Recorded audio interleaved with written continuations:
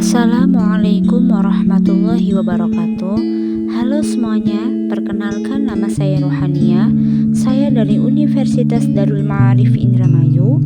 Saya dari program studi pendidikan Bahasa dan Sastra Indonesia semester 4. Di sini saya akan menjelaskan mengenai materi konsep dasar media komunikasi dengan mata kuliah Media Pembelajaran Bahasa Indonesia oleh dosen pengampu Bapak Unes MPD. Baik, selanjutnya yaitu apa sih media komunikasi itu? Media komunikasi adalah suatu alat atau sarana yang digunakan untuk menyampaikan pesan dari komunikator kepada khalayak.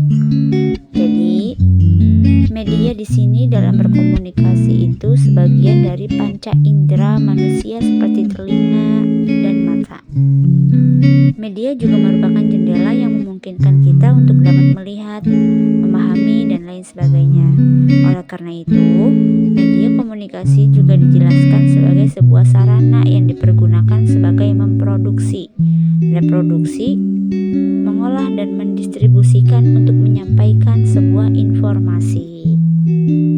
Baik, selanjutnya yaitu media komunikasi. Media komunikasi juga terbagi menjadi 3 bagian, yaitu yang pertama ada hakikat komunikasi, yang kedua model komunikasi, dan yang ketiga fungsi media komunikasi.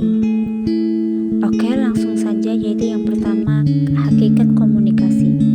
Komunikasi adalah proses penyampaian informasi, ide, gagasan, atau perasaan dari satu pihak ke pihak lain dengan tujuan untuk mencapai pemahaman bersama. Hakikat komunikasi mencakup beberapa aspek penting, antara lain yang pertama itu proses interaksi, yaitu komunikasi terjadi dalam interaksi antara dua atau lebih individu yang saling bertukar pesan melalui berbagai saluran, seperti lisan, tulisan, atau nonverbal. Yang kedua, melibatkan pengirim dan penerima, yaitu dalam komunikasi terdapat pengirim atau komunikator yang menyampaikan pesan dan penerima atau komunikan yang menafsirkan pesan tersebut.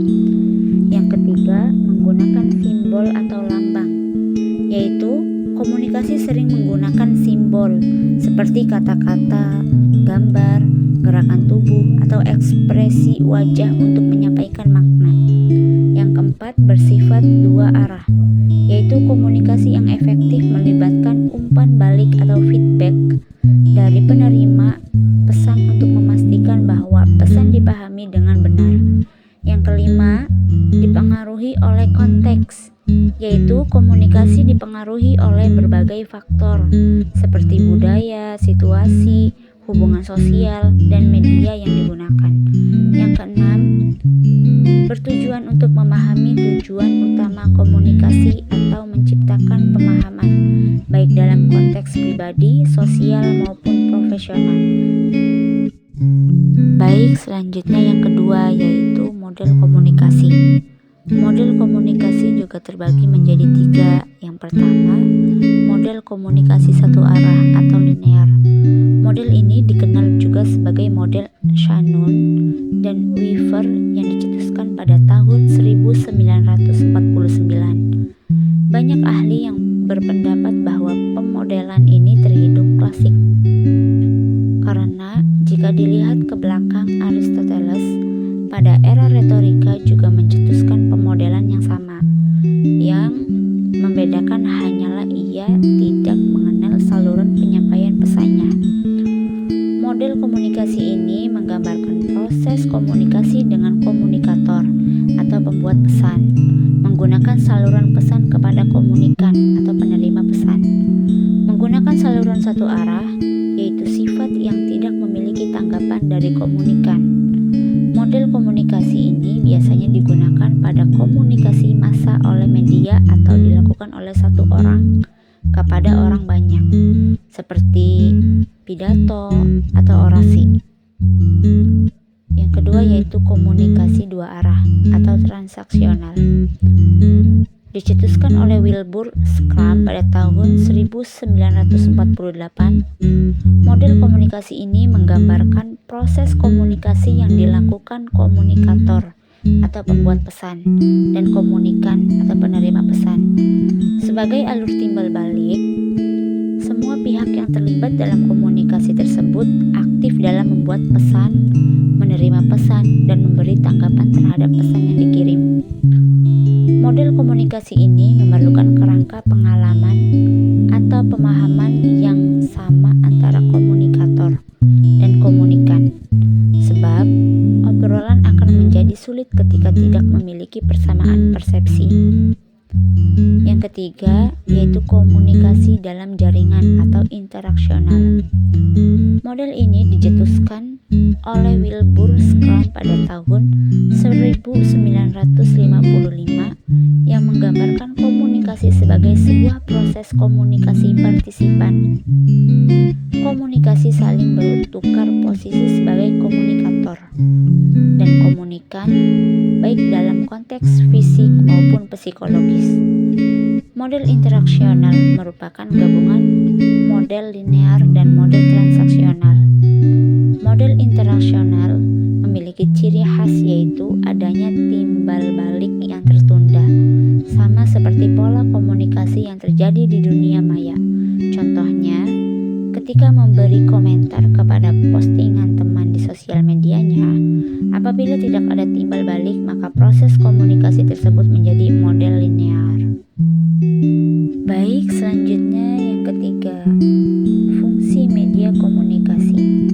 Media komunikasi merupakan perantara atau alat antara pembawa pesan dengan penerima pesan. Media komunikasi yang disampaikan tersebut memiliki fungsinya masing-masing.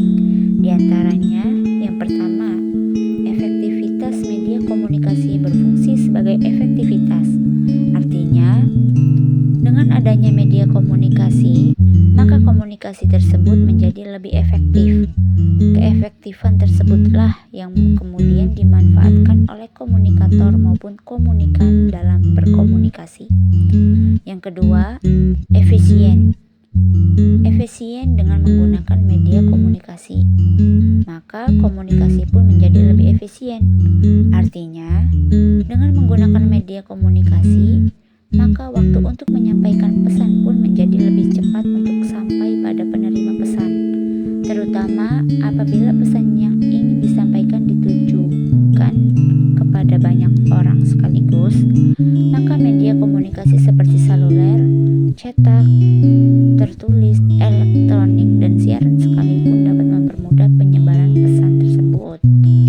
Proses komunikasi membutuhkan waktu yang lebih efisien, tujuannya agar komunikasi tersebut dapat berjalan dengan cepat.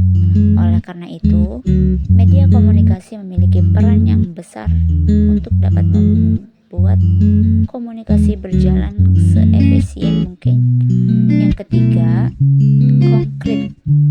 Pesan maupun informasi yang akan disampaikan pada penerima pesan adalah pesan yang asli atau bersifat konkret, sebab pesan tersebut akan melalui beberapa proses dan salah satu prosesnya adalah editing yang memiliki fungsi untuk menguji kelayakan suatu informasi pesan sebelum pesan tersebut dapat sampai pada penerima pesan.